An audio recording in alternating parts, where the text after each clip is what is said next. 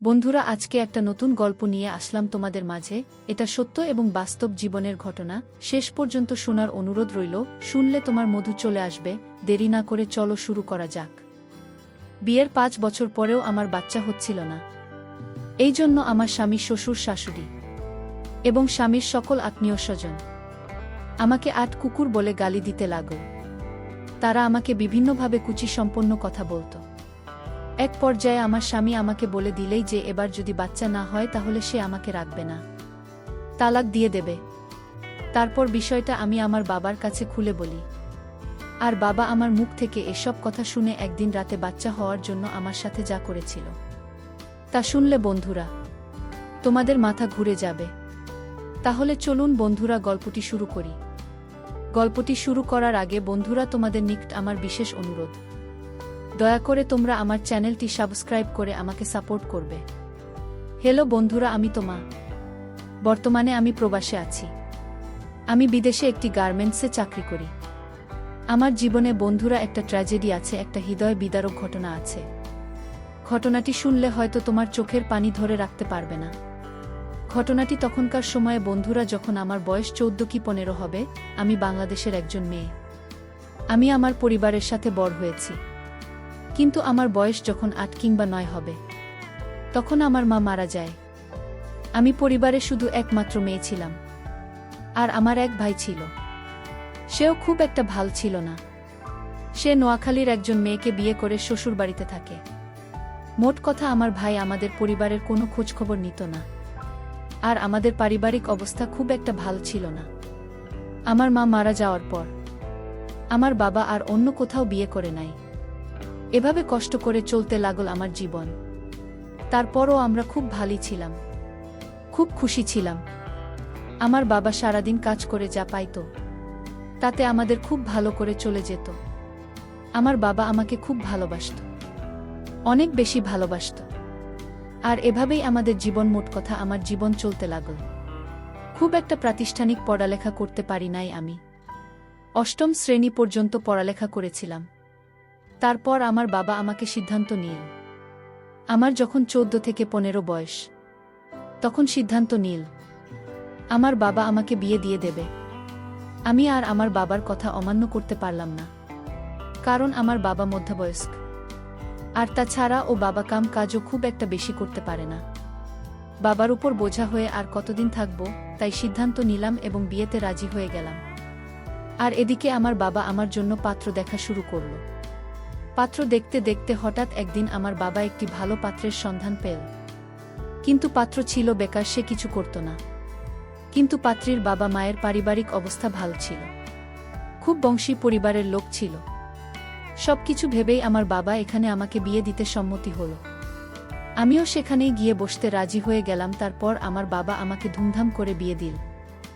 বিয়ে দেওয়ার পর বিয়ের প্রথম রাতে যখন আমার স্বামী আমার কাছে আসলো, তখন আমার কাছে কেমন জানি মনে হলো নেশা করে, নেশাকর ভাব।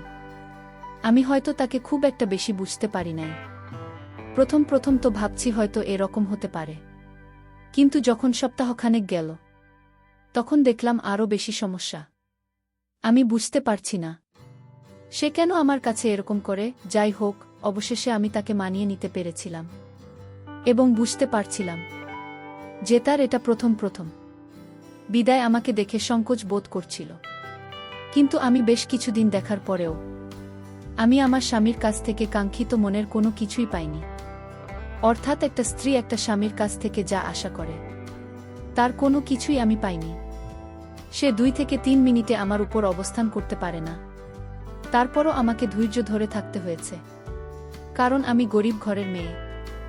আমি যদি বাবার কাছে আবার চলে যাই তাহলে তো বাবা আমাকে কখনো কোনোদিন বিয়ে দিতে পারবে না মনে হয়।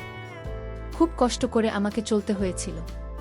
কি বল বন্ধুরা, বিবাহিত জীবনের পর স্বামীর কাছ থেকে যদি কোনো স্ত্রী তার আশানুরূপ কোনো জিনিস না পায়, যে না পায়, সে কেবল বুঝে তার বেদনা। আমার খুব কষ্টে দিন যাচ্ছিল।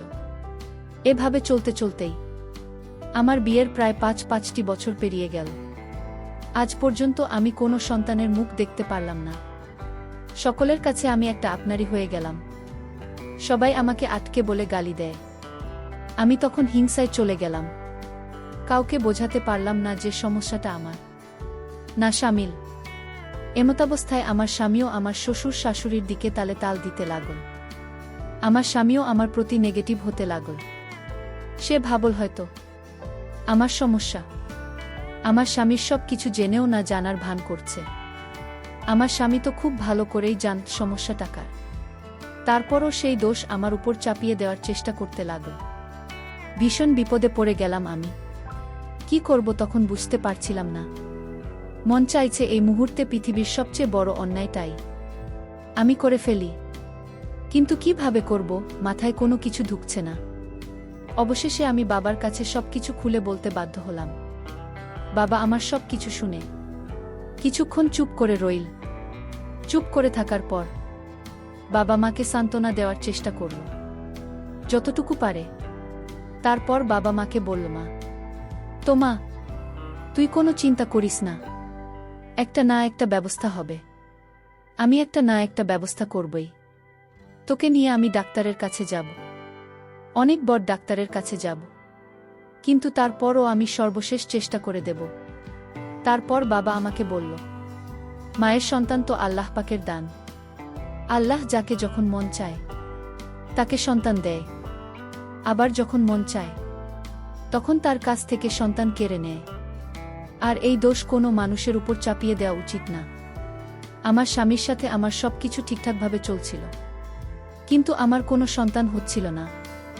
যদিও সে ক্ষেত্রে আমার কোনো দোষ নেই, তারপরও আমাকে দোষারোপ করা হচ্ছিল, যার কারণে আমার সংসারটা প্রায় ভেঙে ভেঙে যাচ্ছিল। এমন অবস্থায় আমি কি করব আমি কিছুই বুঝতে পারছিলাম না। শুধু ভেবে ভেবে চিন্তা করছিলাম। চিন্তা করতে করতে আমি আমার বাবার সাথে কখন যে ঘুমিয়ে পড়লাম তা আমি নিজে বলতে পারলাম না। রাত যখন 2টা কি 3টা বাজে, তখন আমি অনুভব করলাম ঘুমের মধ্যেই হয়তো কেউ আমার সাথে কোনো কিছু করার চেষ্টা করছে। আমি লাইটটা অন করার সাথে সাথেই দেখলাম আমার বাবা কি এমন অদ্ভুত অবস্থায় আমার উপর নিয়ন্ত্রণ করার চেষ্টা করছে। আমি বললাম, বাবা আপনি ঠিক আছেন তো? বাবা বলল যে আমি ঠিক আছি। তাহলে আপনি আমার সাথে এরকম করছেন কেন? বাবা বলল, শোনো মা, তুমি কোনো চিন্তা করো না। যে কারণে তোমার সংসার ভেঙে যাওয়ার অবস্থা হয়েছে, আজকে আমি তোমাকে সংসার টিকার জন্য সেই কাজটাই করব। আমি বাবার মুখ থেকে এরকম ধরনের কথা শুনে অবাক হয়ে রইলাম আর বললাম, বাবা আমি তোমার মেয়ে। তারপর আমার বাবা বলল, আরে তোর সংসার ঠেকানোর জন্য আমাকে যে এই কাজটা তো করতেই হবে। আমি বললাম, বাবা তুমি আমাকে এত ভালোবাস।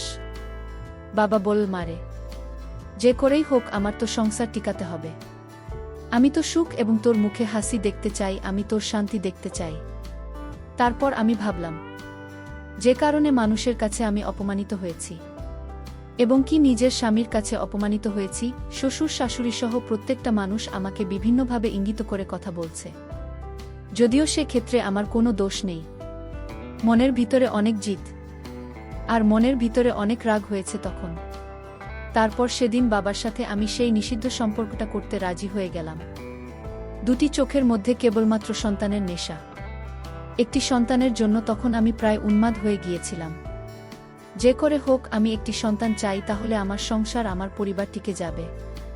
তারপর আমি আর বাবাকে বাধা দেওয়ার চেষ্টা করলাম না। মনের সমস্ত ক্ষুধা বাবাকে দিয়ে মেটানোর চেষ্টা করলাম এবং সেই সাথে আমি একটি বাচ্চা পাব। তখন কি স্বামী আর কে বাবা, এই সমস্ত কিছু মাথা থেকে ভুলে গেলাম। মেতে উঠলাম নিষিদ্ধ কোনো এক লীলায়, যে লীলা পৃথিবীর সমস্ত আইন বহির্ভূত। প্রথম যখন বাবা আমার সাথে প্রস্তুত নিচ্ছিলেন, তখন আমার মনে হলো আমার জীবনে প্রথম আমি কোনো এক নিষিদ্ধ লীলায় যাচ্ছি। কিন্তু আমি যখন প্রথম বাবার এমন প্রস্তুত অবস্থায় বাবার দিকে তাকালাম, তখন যা দেখতে পেলাম তা দেখে তো আমার দম বন্ধ হয়ে যাওয়ার মতো অবস্থা হলো। আর মনে মনে ভাবলাম, এটা দেখতে যে ভয়ঙ্কর, ওটা দিয়ে কাজ করলে না জানি আমার কি অবস্থা হয়। তারপরেও ভাবলাম না, আমার সন্তান প্রয়োজন। যদিও আমার বাবার বয়স প্রায় 50-এর মধ্যে, তারপরেও যে এত স্ট্রং আর এত শক্তিশালী তা আমার নিজের চোখকে বিশ্বাস করাতে পারেন। মনে মনে ভাবলাম, বাবা এতদিন কিভাবে একা একা রইল। এত পাওয়ার থাকার পরেও বাবা কোনো বিয়ে করে নাই। আজকে আমি আমার বিবাহিত জীবনে 5 বছরে যা পাই না, তা আমি আমার বাবার কাছ থেকে উসুল করব। তখন কি স্বামী আর কে? বাবা মাথার মধ্যেই সব কিছু নেই। যাই হোক, বাবা যখন আমার উপর পরিপূর্ণ নিয়ন্ত্রণ নিল, আমার কাছে মনে হলো যেন বিদেশিদের মতো অবস্থা। সেই দিন বাবা মাকে যে সুখ দিয়েছিল, তা আমি আমার বিবাহিত 5 বছর জীবনেও পাই নাই। অকর্মা দেবীর কাছে বাবা আমাকে বিয়ে দিয়েছে। বাবার আদর পেয়ে আমার কাছে প্রথম দিনেই মনে হলো যেন আমার কাজ হয়ে যাবে। এইভাবে বাবার সাথে আমার 10 দিন হয়েছিল। তারপর আমি আমার স্বামীর বাড়ি চলে গেলাম। তারপর আমার স্বামীর সাথে বেশ কিছুদিন হয়েছিল। এইভাবে 2 মাস যাওয়ার পর আমার কাছে মনে হলো আমি সন্তান সম্ভবা। যখন আমি সন্তান সম্ভবা হই, তখন আমার স্বামী যেখানে খুশি হওয়ার কথা, সেখানে আমার সন্তান নিয়ে বিভিন্ন এলোপাতারি কথা বলছে এটা নাকি তার সন্তান না। আমি বললাম, আপনি আমার স্বামী, আপনি এসব কি বলছেন? তখন আমার স্বামী বলল, আমি জানি আমার যে পাওয়ার, আমি কখনো বাবা হতে পারব। সত্যি করে বল, এটা কার সন্তান? কি বল? বন্ধুরা, তার মুখ থেকে এমন কথা শুনে মাথায় আগুন ধরে গেল। হয়ে গেল তার সাথে আমার তুমুল ঝগড়া। তার মতো একটা অপদার্থ সাথে জীবন কাটানোর চাইতে আমার বড় ভাবাই ভালো, যে নাকি পড়াশ পেরিয়ে যাওয়ার পরেও এখনো পুরো ফিট। তারপর 10 মাস পর আমার কুল উজাড় করে একটি পুত্র সন্তান হল। আমি আমার পুত্র সন্তানকে পেয়ে অনেক খুশি, কারণ আমি আমার ছেলের ভরসায় বাবার ঘরে সারা জীবন কাটিয়ে দিতে পারব। বন্ধুরা, এই ঘটনার পর থেকে আমি আমার স্বামীকে তালাক দিয়ে চলে এসেছি। যে নাকি কিছুই পারে না, আবার আমাকে কথায় কথায় সন্দেহ করে। যেখানে সন্তান না হওয়ার জন্য সে দায়ী, সেখানে বারবার আমাকে দায়ী করছে, আমাকে দোষারোপ করছে, আমাকে হেনস্থা করছে। তারপর থেকে বন্ধুরা একবারে চলে আসলাম বাবার কাছে। এখন বাবাই আমার সব। বাবা আর আমি এবং আমার সন্তান নিয়ে খুব সুখেই ছিলাম। আমার সন্তানের বয়স যখন 6, তখন সন্তানের ভবিষ্যতের কথা চিন্তা করে নিজের পায়ে দাঁড়িয়ে একটা কিছু করব ভাবছিলাম। এই চিন্তায় আমি গ্রামের বাড়ি থেকে ঢাকায় চলে আসলাম। ঢাকায় এসে একটা গার্মেন্টসে চাকরি নিলাম, এবং গার্মেন্টসে চাকরি নেওয়ার পর বছর খানেক পরে গার্মেন্টসের চাকরির মাধ্যমে বিদেশ যাওয়ার সুযোগ পেলাম। বন্ধুরা, এখন আমি খুব সুখে আছি, বিদেশে চাকরি করছি, ভাল চলছি। আমার কোনো কিছুর এখন অভাব নেই। অভাব শুধু ভিন্ন কিছুর, যা কোনোদিন পূর্ণিয়া নয়। জীবনের সমস্ত স্বপ্নগুলো একেবারে ভেঙে চুরমার হয়ে যায় একটি মাত্র ভুলের কারণে। বন্ধুরা, পরিশেষে আমি তোমাদেরকে বলবো, জীবনের সিদ্ধান্ত নেওয়ার ক্ষেত্রে তোমরা নিজেরাই ডিসাইড করবে, কারণ জীবন তোমাদের সিদ্ধান্ত তোমাদেরকে নিতে হবে। আর বিয়ের সাজের ব্যাপার হলে তো আরও ভিন্ন ব্যাপার। আর মেয়েদেরকে বলব, যাদের এখনো বিয়ে হয়নি, তোমরা কখনো বেকার ছেলেকে বিয়ে করবে না।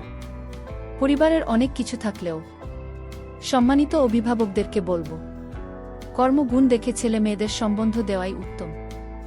বন্ধুরা, আজকে এই পর্যন্তই। আবারও আসব তোমাদের মধ্যে নতুন কোনো ভিডিও নিয়ে। ভিডিওটি যদি তোমাদের ভালো লাগে, তাহলে একটি লাইক দাও। প্রতিদিন আমি তোমাদেরকে একটা করে নতুন গল্প উপহার দিব, তাই তোমাদেরকে অনুরোধ করে বলছি, তোমরা যদি এরকম ধরনের ইন্টারেস্টিং গল্প পেতে চাও, তাহলে দয়া করে আমার চ্যানেলটি সাবস্ক্রাইব করো। পরিশেষে তোমাদের সকলের সুস্বাস্থ্য কামনা করি।